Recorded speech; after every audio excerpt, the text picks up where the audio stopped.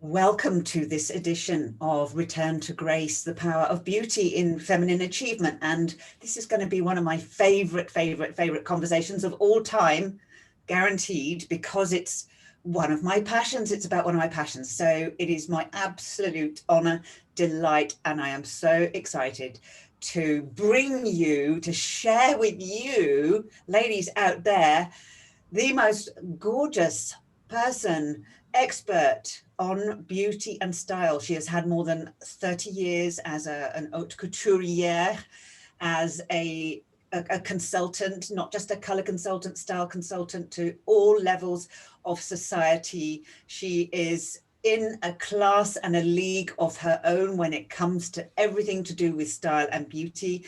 And she is just the most gorgeous person. So we're going to dive deep about what beauty means to feminine success. So welcome, my gorgeous Liana Chaouli.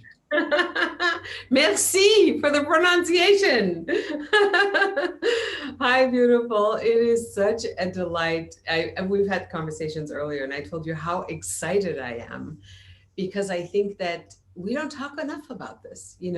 It's like this hidden thing, and beauty is hidden a lot behind makeup and plastic surgery and behind couture clothes and lots of money. And that's not true. It doesn't belong behind a wall that society has created, which makes it inaccessible to every single human being. And I believe that beauty is our birthright. It's not something we have to go out and buy. It's not something that anybody has to give us. Self-esteem is called self-esteem for a reason. It's not called go and grab the esteem of other people. It's self-esteem. So I believe there's a huge conversation about beauty to be had, and I am just honored and delighted to be having it with you, because I couldn't imagine anyone better than to have it with you. Because we're both lovers of beauty. You and I both, we look at the things, they say God is in the details. It's like there's beauty in every single thing. And let me just start with showing you the cup that I drank from, or the flowers that I surround myself with, or the glasses or the earrings, or it's not like it's out there. It's here. I am the tuning fork for my own life, and I choose beauty at every step. A porcelain cup versus a plastic cup. It's not about the money. It's about up-leveling the choice and saying, when I look at this, when I touch this, when I encounter someone or something, even my glasses, it brings me joy. So every little experience during the day is a pink pearl that's strung on a necklace, which creates our life. So why would we not go for the things that are beautiful, make us feel amazing? We don't have the garbage sitting in the middle of our living room. We put it in the trash can. I'm absolutely convinced that the divine consciousness who wanted to give big downloads on everything to do with beauty and grace came straight into two places at the same time, in different countries and different cultures, pretty much in the same year, which is amazing. Because so you are known as the Style Sage, and you have founded Image Therapist International. Why image therapy? Why these two words together, Liana? Image and therapy. You don't normally associate image with therapy, so why are the two words together? Yeah, that's a really beautiful question. So when I was a child, that my mother was always very ill, and I recognized early on in my life that this piece, this clothing piece, which is our second skin, which most people don't even realize it's our second skin, but this skin goes on top of our first skin, and it is constantly talking to the biggest organ that we have. Okay. So clothing, the way it fits, the way the bra's itching, the way the pants are too tight, all that, it's showing up here. So I realized early on, and I said, what is it that we are doing with our image, and why are we squeezing ourselves into these pretzels and twisting ourselves up into someone that we're not? Because discomfort and all of the negative stuff shows up in our face. So I realized that style is not a thing on its own. By the way, in my world, I created the acronym STYLE, which stands for Seek to Transform Your Life Every Day. So our clothing, our wardrobe is a sanctuary, is a toolbox that we choose the clothes that go onto this body that make this face smile and bring out beauty. So I decided, okay, in about 19, I would say 85 or so, I decided, well, what if we took this world of tools, clothing and style as a couturier? I started to see there was so much not knowledge, not even that people didn't know, they didn't know that they didn't know. And what if we looked at that from the psychological place? So as a hypnotherapist, later I became a hypnotherapist, I decided, wow, people are really not available to themselves. They're not available to their emotions. They put something on, it doesn't fit them, it doesn't make them feel beautiful, but they still wear it because somebody at the store said you have to, or it's a $5,000 Armani suit. And I clearly saw these two domains, the domain of image consulting and beauty and clothing and fashion. And then I saw the domain of therapy. And I said, well, what if we put the two together? Because you cannot, wherever you go, there you are. You cannot separate, we cannot separate our anthropology, our psychology, our sociology, our emotions, emotion, energy in motion. We can't separate the two. And my whole goal or my vision is for women to be authentically who they are, exactly the way they are. So the foundation of image therapy is this sentence: can you be with life exactly the way it is and exactly the way it isn't? And the lack of beauty, I believe, shows up when we're rolling a rock up a hill, when we believe, oh, my ass is too big and my boobs are sagging and I don't have a man in my life. And why isn't anybody looking at me? Like all those things that are not self-esteem, meaning when we're seeking from the outside to light our own light, that's when it goes haywire, I believe. And I've seen it over 40 years, 4 decades of looking at women and saying, there's no one out there. Let's go inside. Let's go see what the conversation is. What's your belief system? Where is it so ossified that you cannot break free from the armor and you're using clothing like a mask? Most people use clothing as armor. Oh no, my butt and my belly, and no, and they can't see this and they can't see that. And then it's like holding a beach ball underwater. So those two domains are, I think they're cousins or sisters, or, you can't pull them apart. Hence, it's image therapy. And I believe that the process starts with the inside. I don't know if I told you this, but going into corporations and speaking about this, people would be very flippant. They'd say, oh, she's just a stylist. I'm like, no, no, no, no, no. I am here to speak about the inner piece so that the inner piece can shine with the right tools on the outside. So you show up as a congruent masterpiece rather than in dissonance. And I used to say I smuggle consciousness into people's bedrooms and boardrooms, one garment at a time.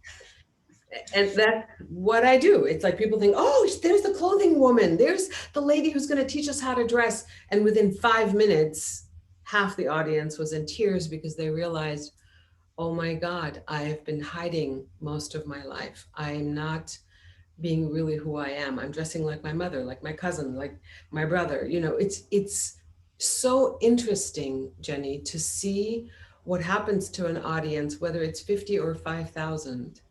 The hush that goes through the audience when this is being taught on stage, the tears, the joy, the laughter, the resentment that comes up. I sometimes have 80-year-old women who say to me, where were you when I was a 30-year-old girl? Where were you? Why wasn't this being said, taught? So I commend you, Jenny, for doing what you're doing, because you're bringing all of these different domains together for people to actually have access to in one place. And I love that. And there's so much in what you just said I want to take apart.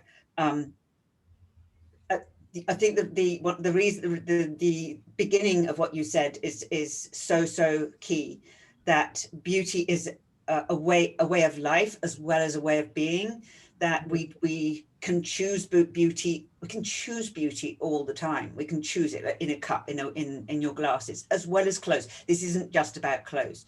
I'm exactly the same as you. There is not one corner of my house that is not cared for. Is wherever the eye roams, and the eye falls, there is something, it's been taken care of. And I do believe that that's what we do to ourselves, and it has nothing to do with fashion. Let's just go that way a little bit. Let's just talk about fashion. It's like, what's the difference between this philosophy, because we're talking about a philosophy, aren't we? This is a spiritual, holistic way of life. And what people imagine when they hear the word beauty, they automatically think glossy magazines, skinny models, very expensive designer labels, horrible polluting industry, all that's suffering to get thin, suffering to get big lips, all of that stuff. So we're talking about something like polar opposite, aren't we? Right. We're not even in the same conversation of that. So I think that it's up to you and me and everyone else who's a champion, a stand for beauty, for authentic beauty, to clarify the distinction of that, because the world has it that way. The fashion world has it that way. You know why I became a couture designer and why I was only making one-of-a-kind pieces is because when I was in school, I won a ton of awards, and my teachers all said, you have to go design a line. And I was freaked out by that idea. I was freaked out by the idea of designing a line, sometimes maybe print, which is rare, and then having someone walk into a store, buy the piece, put it on, not knowing what looked good on them. And then they would go to a party and somebody would say, wow, what are you wearing? And they'd pull out the label and they'd go, it's a Liana Haute Couture, do you like it? And people would go, oh, that is horrible. Because the gap was between who the person is, and the bridge was the knowledge to who they can become. So beauty is not about, I believe that really recognizing our beauty is about what Frank Gehry, for example, did, like going and building a beautiful home on the side of a building, on the side of a hill. He doesn't change the mountain. He has the building fit into the mountain structure, or into Jerusalem does this. You can only build buildings in Jerusalem stone so that the eye is soothed. When the eye looks at the city, it is soothed, okay? But we don't do that. We as humanity think, oh, if I buy this Pucci thing and it's loud and gregarious, then people will look at me. Then I will be in fashion. So there's no one that has actually taught humanity, or women especially, look, you are the masterpiece. The clothing is just supposed to support you and is supposed to frame you. It's not supposed to cover you up and walk into the room a half an hour before you do and leave, on top of all of that, an hour after you do and be completely drunk, because people are only going to remember the piece.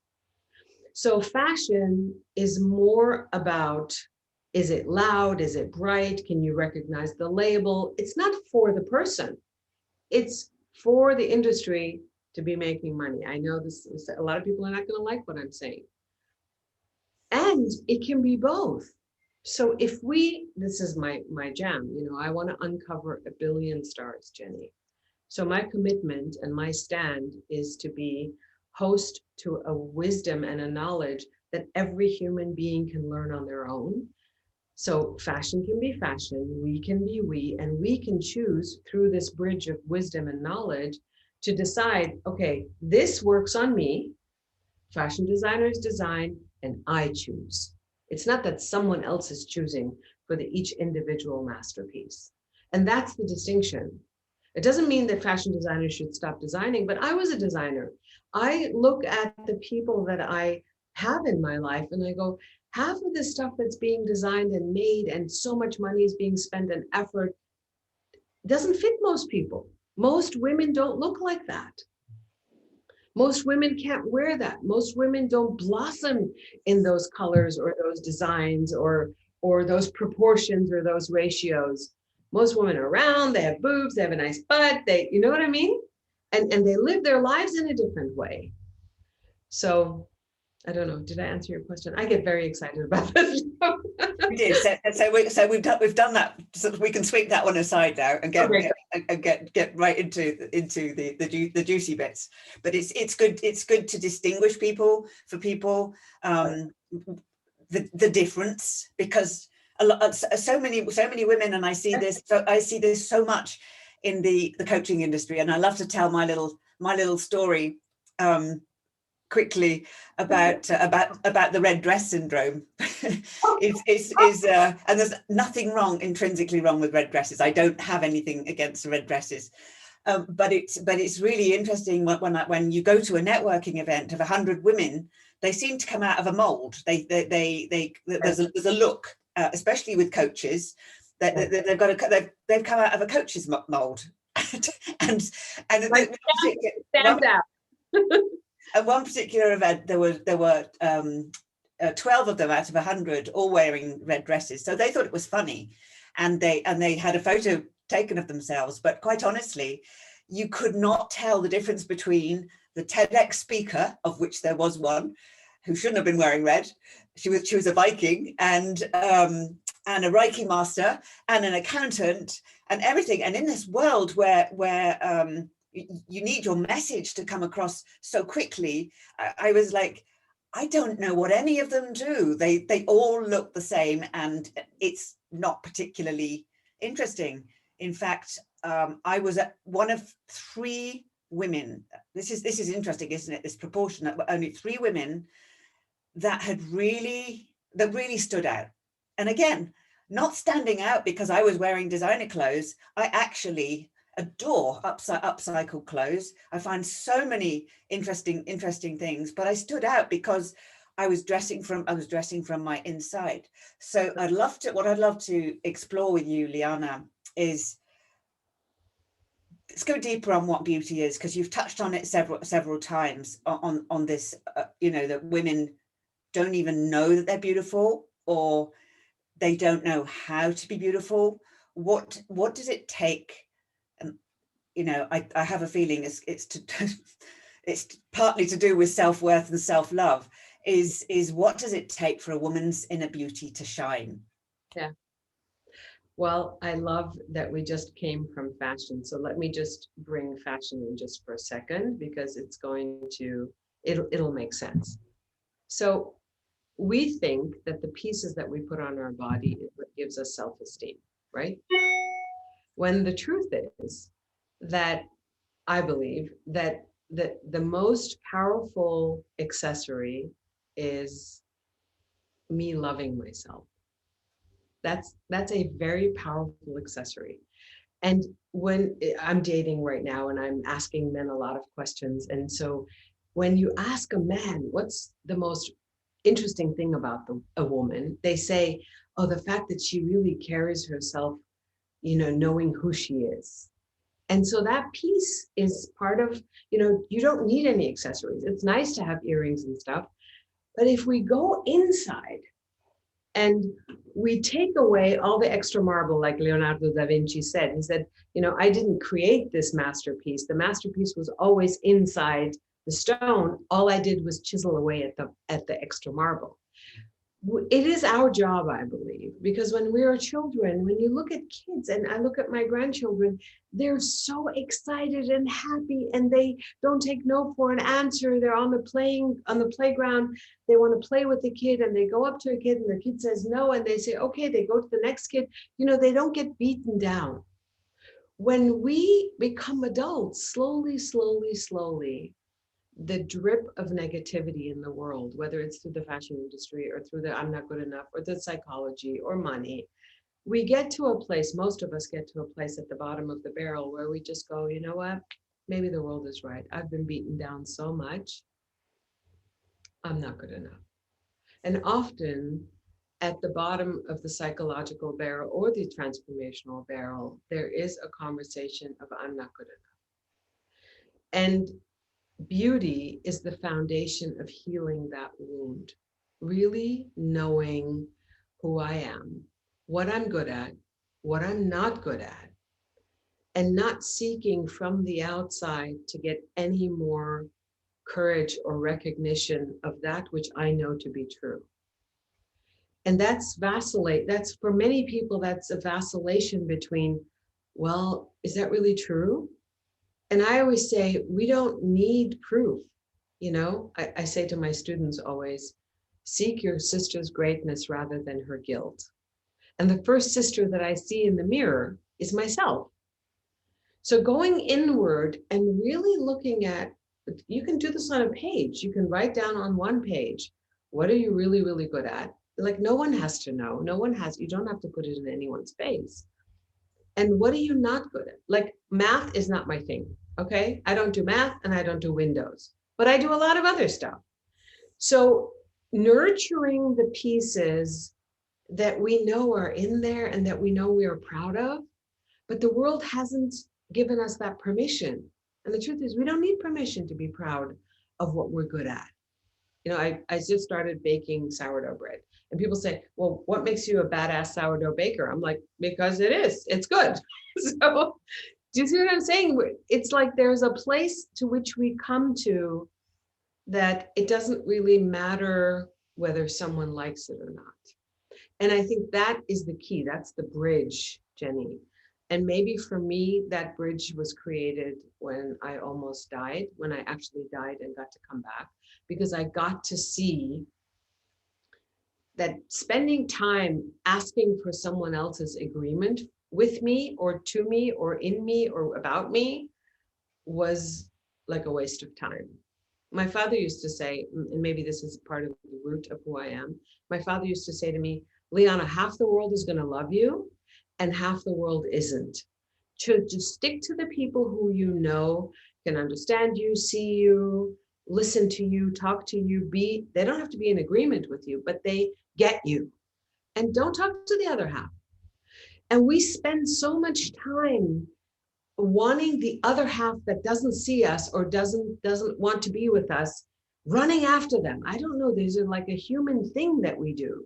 Maybe because when we were children, something happened, but now we're adults. So we can choose to be with our own greatness and express it. Because if I don't teach people how to treat me by the way that I treat myself, then how are they ever going to know, right?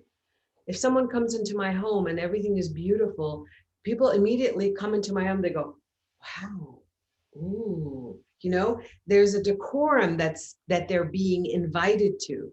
There's an up-leveling that people are being invited to by the way we live our beauty. And you know that, and I know that. So we don't go down to mediocrity. We keep rising to the level that we know is important for us and what the standard is and what the values are that we have. And we don't get small to make other people feel less uncomfortable. And I think that piece of it, what Marianne Williamson said, it is not our darkness, but our light that frightens us most, you know? And that's a very high level of integrity to my own vision. And that's what I do. That's what you do, Jenni. And if someone's listening, for those of you who are listening, the way you can start this process, if you don't find anything in what we're saying or what we're talking about, just do an exercise. Take a piece of paper or two pieces of paper. On one piece of paper, write down everything that you truly know is good and beautiful about who you are. And on the other piece of paper, write down what you're not good at and what you'd like to work on. And just keep those pieces of paper by your bedside and do it every night for 2 minutes. You'll start to see the emergence of that which you have been given by God, nature, the universe, divinity, because we are born masterpieces. We are all diamonds on God's seashore, and we keep covering it up with a bunch of mud that's not even our own mud. I should stop talking. No, absolutely. And I'm glad there's somebody else who doesn't do maths. No math, no windows. No maths, no maths, no windows. The women that are in our audience, entrepreneurs, change makers, and career women as well, in companies, and mums, and people, juggling lives, juggling so many tasks, juggling so many roles, I feel that there's this prioritizing this aspect of life has been squashed. It's the last thing you do. It's the thing that you do if you've got time, rather than the thing that you do before absolutely anything else. Yeah. Wow. Let's talk about that. So you know how on a plane they tell you you have to put the oxygen mask on yourself before you help someone else? This is just like that. Beauty is our birthright. It's like breathing. We don't think, well, can I breathe before I pick up my child from the doctor? Or can I breathe before I make dinner? No, it is an embodiment. So beauty, once we have a recognition of it, meaning taking each day, each step, each conscious choice that we make towards beauty, then rather than depletion, right? I always say this, if this is me, if this is my life, my soul, my cup, I can give of my overflow, meaning I can give of my saucer. And so how do I fill this cup so that it flows over, so I can have the energy and the love and the compassion for myself, and then everything that flows over. So where's the source? So I think that we all need to find our own source. I believe that I have a ton of practices that I implement on a daily basis. I teach so many women. I don't teach them. We do this journey together, we mentor together. Leading a group of women who come from a place of complete depletion and don't know how to do this, just like what you said. Well, I have the kids and I have this and I have my job in the corner office and I have to be like a man, because all that is rolling the boulder up a hill. And so you can do this by taking 2 minutes in the morning and 2 minutes at night. You don't have to become a different person. It is a breath. It's in the breath. I have practices every time I go through a doorway. I center myself. And for years and years of doing it, it becomes like breathing. When someone says something to me and I get triggered, which is an emotional thing, I take a deep breath. And I go, oh, wow, isn't that interesting? I have something that I give my clients. It's called a AAA plan. It's a practice of non-reactivity. Okay, and it goes straight into the beauty piece, because when we become reactive, we're not very beautiful. We're just screaming and yelling, and the beauty goes out the window. And this happened from, I was in a restaurant. There was a woman and a man on a date, first date. The waiter tips over the red wine glass. She's wearing a white suit. Suddenly she looks like a pink Dalmatian, splattered all over. She reacts, screams at the waiter, screams at her date.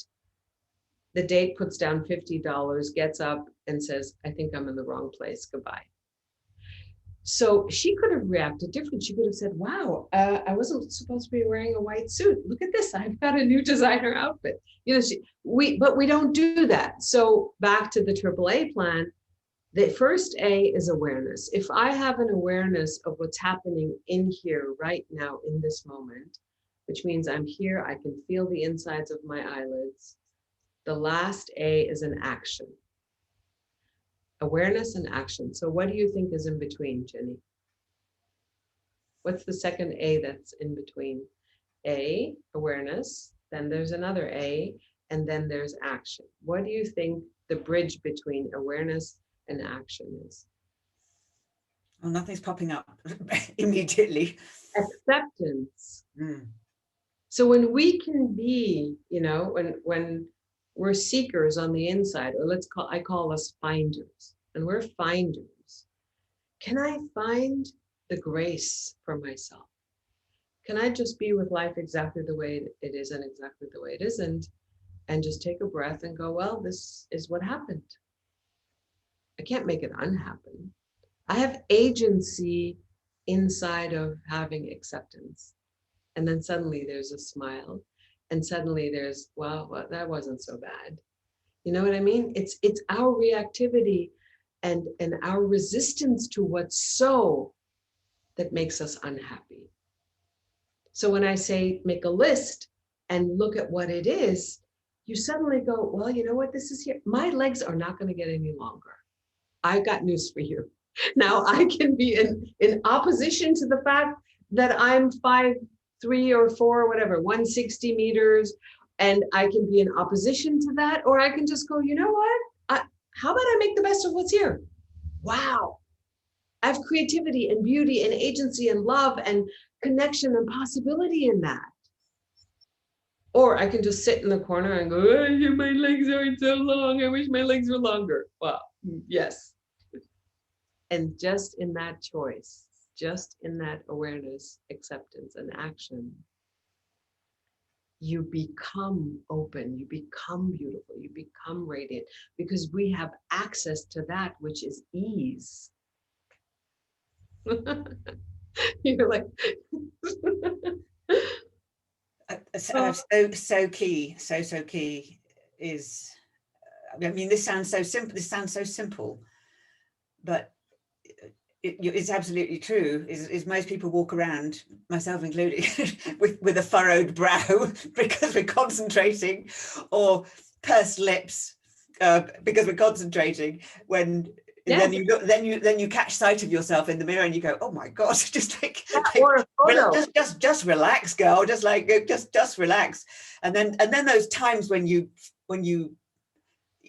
feel, life's good to you, and you've got that feeling, and you pass the mirror and you go, wow, you look amazing today.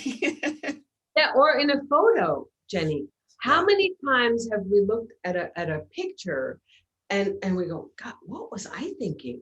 Like, you weren't aware someone was taking a picture, and then suddenly it's like, that cannot be me, right? And it is. So when I'm saying make it a practice, right? Like, I've not had Botox or anything. I look at my face as an outcome of my thoughts. So when I say what I'm thinking comes out of my mouth, falls into my lap, and shows up in my life, it could be showing up in the mirror. It could be showing up in the words that I choose. So as an image therapist, I provide transformation through the empowerment of language, action, and wardrobe. And those all go together. Wherever you go, there you are. We show up in action, we show up in language, we show up in commitment. We're always committed to something. The question is, what am I committed to? What are you committed to? The woman who takes the brownie and is putting it in her mouth when she had just said, I'd like to lose 20 pounds. Well, I know she's committed, but she's committed to the brownie versus committed to losing the 20 pounds, right? So it's not even something negative. It's just that, what am I doing? How am I being? What am I thinking? And that doesn't happen on the outside. Beauty is here. It's like, this is what I say, and this is what's showing up. It's a self-reflective path that when we can do it with a mentor, it's 1,000 times more powerful. And I've seen it in 40 years of doing this. My mother was my first client, to be with someone who can see us, because all we just want to be gotten. We want to be gotten in our grace, and we want to be gotten in the stuff that's not so good, in our guilt. We don't want to just be gotten because we're perfect. We want the holistic piece, because there's no light without darkness. So when a mentor says, I really see that, and I see that you're doing this. You know this. We get to have access to our beauty through someone else's reflection, through someone else's mirror, because the truth is, the eye cannot see itself. We can never see ourselves. Our voice, the voice that we speak, we don't really hear ourselves. That's why so many people have a hard time listening to their own voice recording, because we hear our voice inside of this instrument. And what other people hear is what's coming out and it hits their eardrum. So mirror is the same. The mirror, we never get to see ourselves, but other people get to see us exactly for who we are. And so can we be gracious unto ourselves and allow and trust someone else to hold us in that space of beauty, to reflect our beauty back to us, to reflect the voice that we have back to us that actually sings the praise of our beauty and has the sadness tucked in it like a symphony. And that, I think, is what beauty is about. It's about a conversation that we're having with ourselves and with someone we trust to unfold. Like, it's just like blossoming a flower, you know? I always say I can take you from bud to blossom. And the bud needs light, it needs water, it needs tending to, it needs care in order for it to blossom. And I believe that so many women don't ever blossom because they don't have the space in which to blossom. So when we go back to beauty and go back to your vision and go back to what it is that you do and what we all do who are you know, getting to be in this conversation together worldwide, we all have one vision.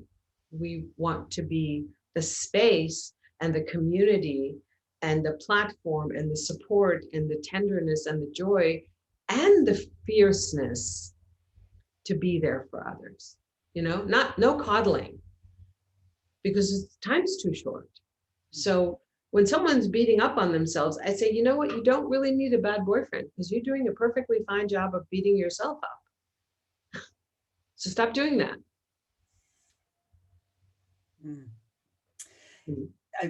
While you were talking, I'm referring it back to entrepreneurs, the female entrepreneurs, because in this time of hustle and grind, and especially during COVID, I feel like women have lost their femininity. I think we're in an epoch where they've lost connection with their own femininity, even though there's so much talk about females rising and the power of the feminine and all of that. But it's not apparent that people are feeling it or wearing it or exuding it or being in that energy that you've been so eloquently talking about. So how do women, when they're in their, like, you know, they're in careers or they're entrepreneurs and their livelihood, you know, every single day is about their livelihood and getting to thriving, is how do they keep their feminine, how do they keep contact with their femininity, their feminine nature? Stop rolling the boulder up the hill. And you know what it is, Jenny, and this is tough. This is tough for those of us who are running our own businesses and we're running teams and you know, we're CEOs of companies. I get it. I mean, many years ago, I was invited to coach corner office CEOs, women who were making $2 million a month. Okay, I mean, we're talking powerful, not just financially and moving the pieces on the checkerboard financially, but I mean women who had gone up the ladder, the corporate ladder, and they had completely abdicated their femininity. Okay, I call them women who want to be men. And what happens in that case is that, can you turn that off? Like, can you come home from that corner office, turn that piece of it off so that when you're with your man, you become this vulnerable. And when I say this word, I'm sure that there are women who could be listening to this in America and they cringe when I say this. They cringe when I say, just submit to your femininity. That word submit or vulnerable or feminine is this place of where people feel prickly, like women feel prickly. I'll give you a great example.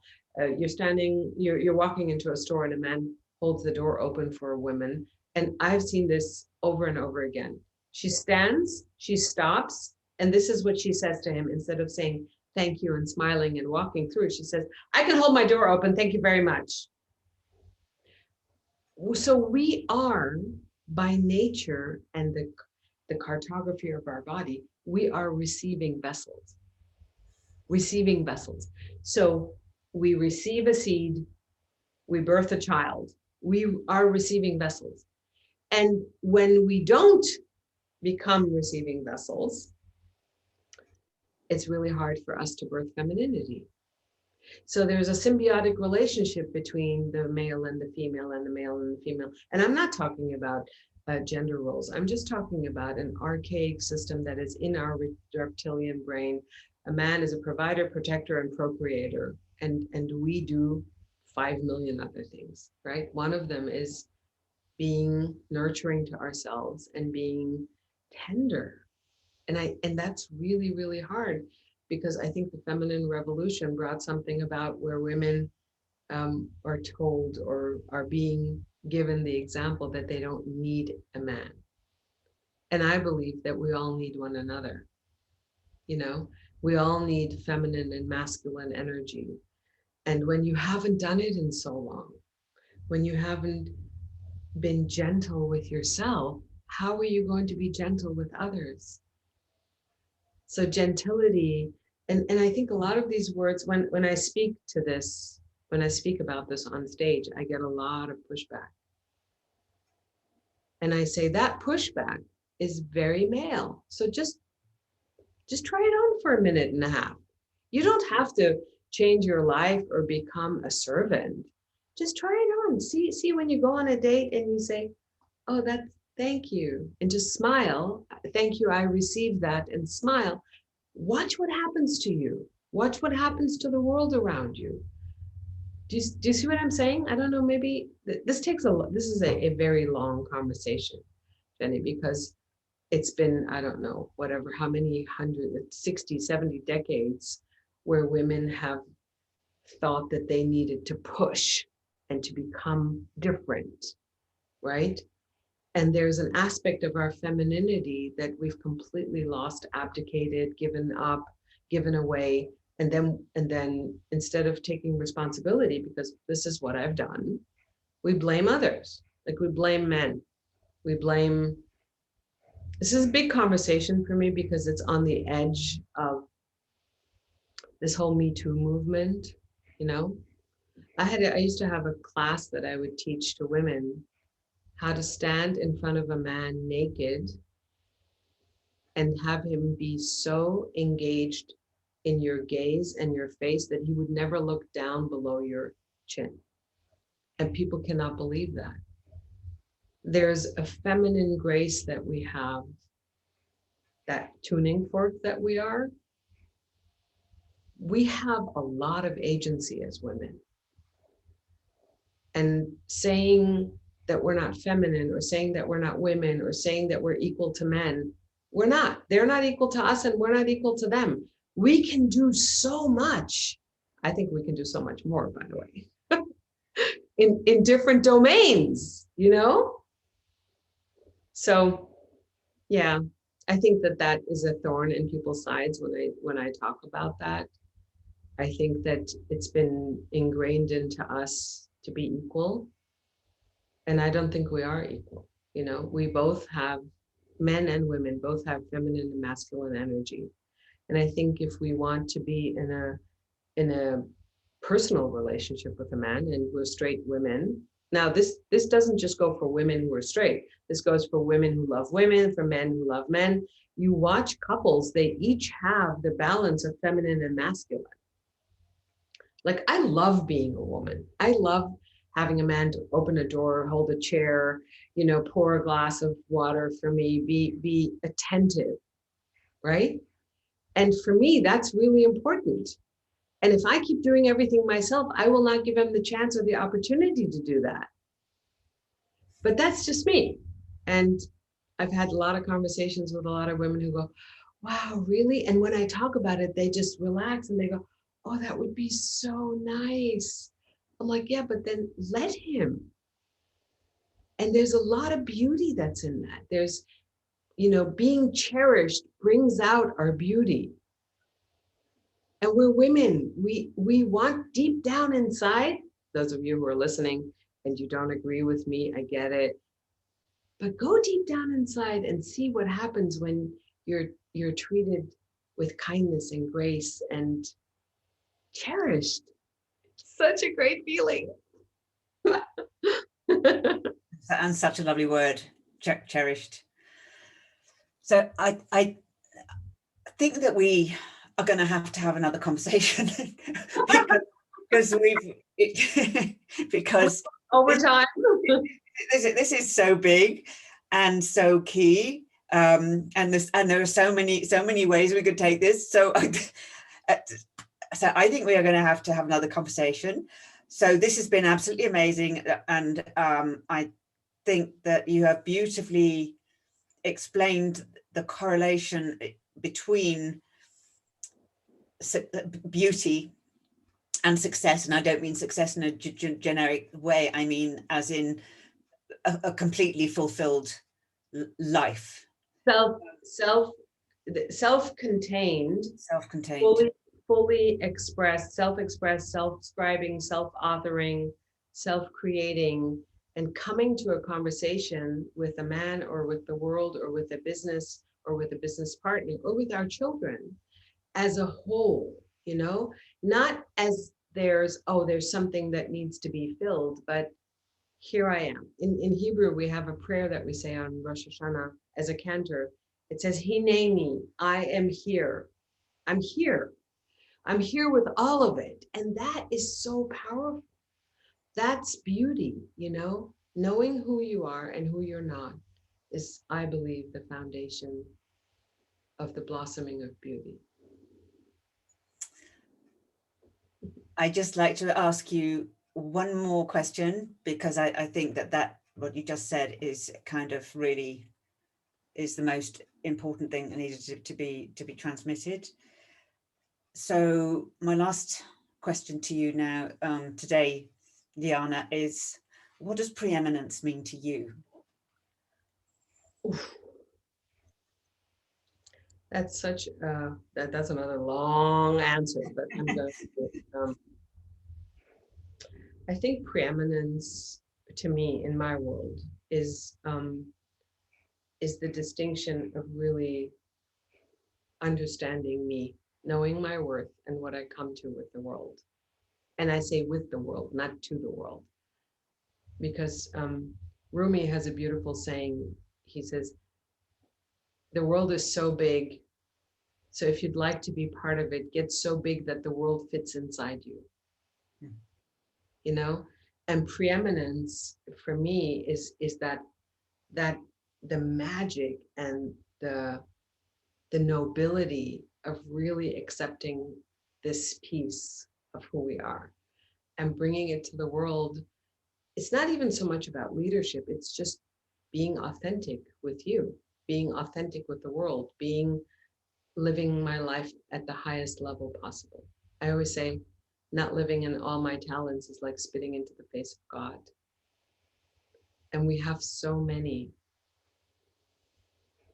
And I think the level at which we hold ourselves, you know, that's tucked in there. There's much to be said about preeminence. There is much to be said about preeminence, and we talk a lot about it in this beautiful magazine. So we are going to put all of your links, everything, your resources, where people can find out more about your work, connect with you. And I know you've got some resources on your website. Is there anything else that you would like to add today to our beautiful listeners? I want to say thank you to you. I want to say thank you to everyone who's watched this. believe that there's a Lianaism. I have a lot of Lianaisms. So the one that I want to leave you with is be proud of your assets, not ashamed of your flaws. Because honoring our assets, all has to do with beauty. There are women in Italy who are not physically beautiful, yet they radiate eminence and grace and contentment. So be proud of your assets, not ashamed of your flaws, gives us the opportunity to focus on that which is wonderful rather than wasting time with that which we don't have to waste time with. Totally singing from the same hymn sheet. Life is far too precious. I feel like I want to bottle you. I want to can we bottle you and make an essence that people can anoint themselves with? Have you thought about that? Because we do. Thank you so much for saying that. That's what you do. That, Jenni, you do the same thing. You do it in different domains. You and I, our domains are totally overlapping, and I think that your vision with Preeminence, with the magazine, is to do exactly that. You're just not bottling it in a bottle, you're bottling it on a page. No, well, watch this space.